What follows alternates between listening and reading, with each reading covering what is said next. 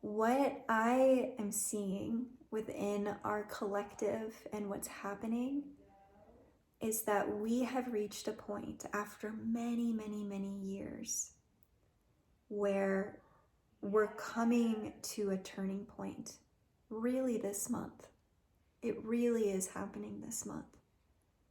And the analogy I want to give you is that you've been in this long-term relationship with the matrix, with our humanity, with the collective consciousness. All of those are slightly different things.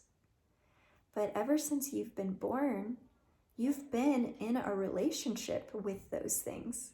You've been in a relationship with the programming, with the program.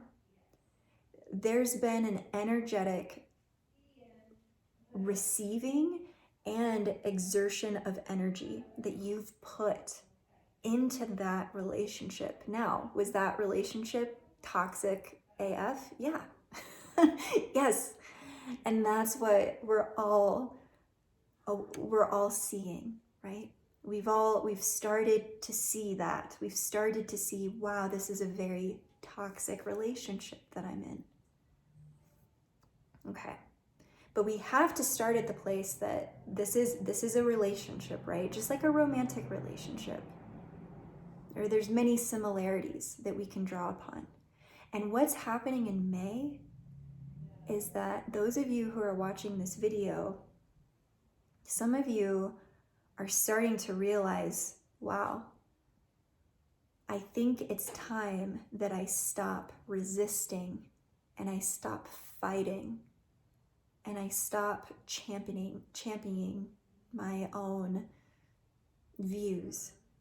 What would it look like if I completely embraced peace in my world? Okay? Or something like that. A bit of letting go. A bit of I'm not going to be attached to the way that others are going about things. And what's really important for us right now, as I tune into the collective, it's not about the people, it's not about the humans. It's not about them individually. It's already done that they are God incarnate, just like you and I. That is equal. That is the level playing ground. Okay? Everyone came here sovereign, free will, equal. Okay? That's done. But the way that people are going about making decisions that are impacting our community and impacting one another, it's very alarming, right? It's very alarming at this point. And so those of you who are watching are coming to that place where, oh, it's time for us to really give each other some space. Okay? Because you're coming from a place of peace. You're coming from a place where you know it's not the humans, it's not the people, it's the consciousness. It's the way that things are being rolled out. It's the way that we're so quick to agree to something being forced upon us, right? It's the way that that's all unfolding that's very disturbing. It's not about the people. And we can't give up on them.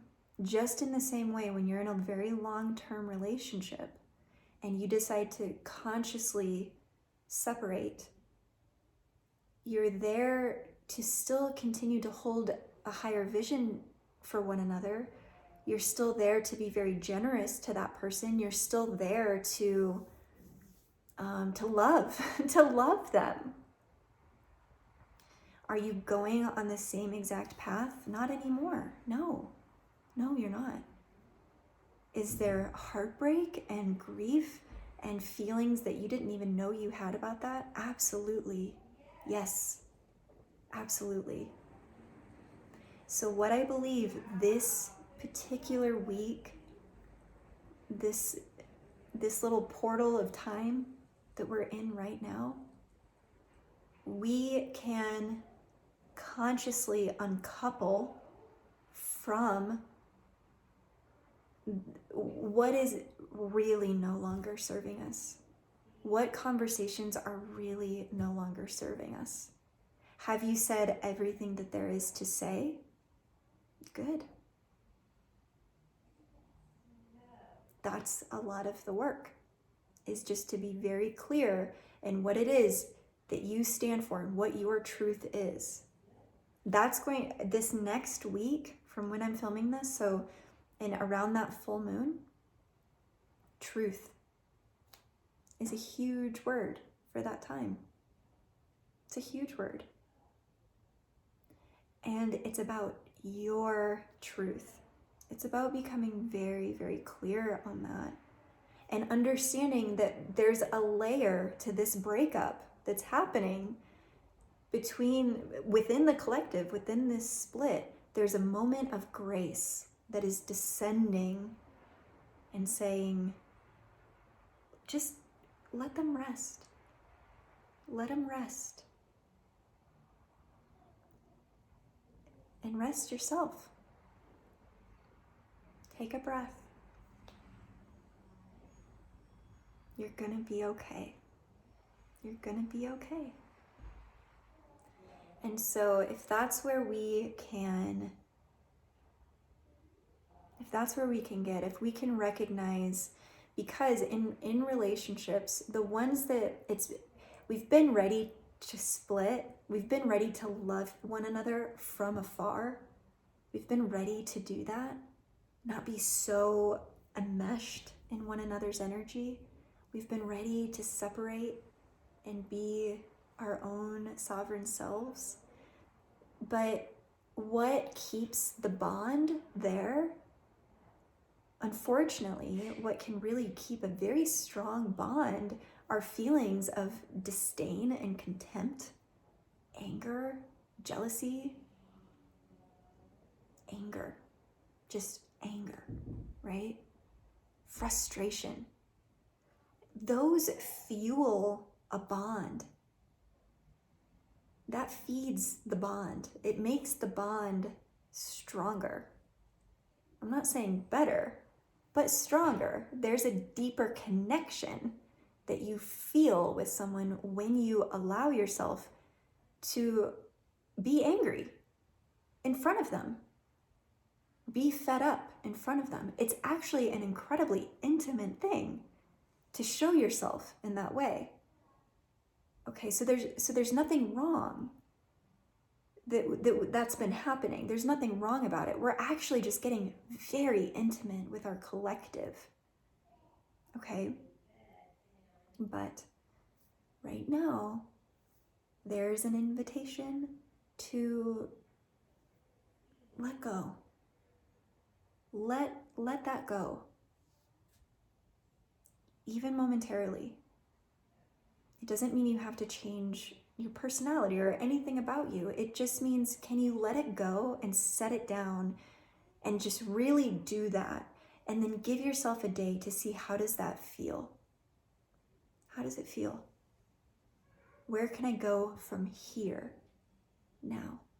How can I approach things from there now? Okay? I'm sending so much love and support during this incredible time. It's an incredible time, incredible opportunities, incredible abundance is within these moments, okay? It really is. I love you so much. I hope that resonated. I hope it was helpful, and I'll see you in my next video.